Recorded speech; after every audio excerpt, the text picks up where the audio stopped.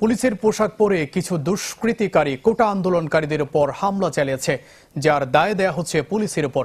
এমন মন্তব্য করেছেন নৌ পরিবহন প্রতিমন্ত্রী খালিদ মাহমুদ চৌধুরী। সকালে চট্টগ্রাম বন্দরে কর্মরত শ্রমিকদের খাদ্য সামগ্রীর বিতরণ শেষে সাংবাদিকদের কাছে তিনি এ মন্তব্য করেন। বলেন, জানমালের কথা চিন্তা করে দেশে কারফিউ জারি করেছে সরকার। যাদের দেশের উন্নয়ন পছন্দ হয় না তারাই অস্থিতিশীল পরিবেশ তৈরি করতে তাণ্ডব চালিয়েছে।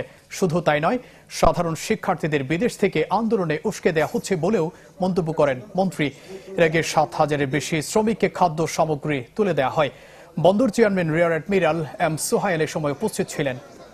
কর্মচারীদেরকে আমরা এখানে প্রতীকী বিভিন্ন জায়গায় হামলা করা হলো, এমনকি পুলিশের ড্রেস পরে, আইন শৃঙ্খলা রক্ষাকারী বাহিনীর পোশাক পরেও সেদিনকে নিরীহ ছাত্রদেরকে আক্রমণ করে আমাদের আইন শৃঙ্খলা রক্ষাকারী বাহিনীর উপরে দোষ চাপিয়ে দেওয়ার মতো ঘটনা ঘটেছে। এই দেশ দখল করার জন্য আপনার ওই বিদেশ থেকে উস্কানি দেওয়া হলো এবং সেই উস্কানির কথা বলে মির্জা ফখরুল বলল এই আন্দোলনের সঙ্গে বিএনপি আছে।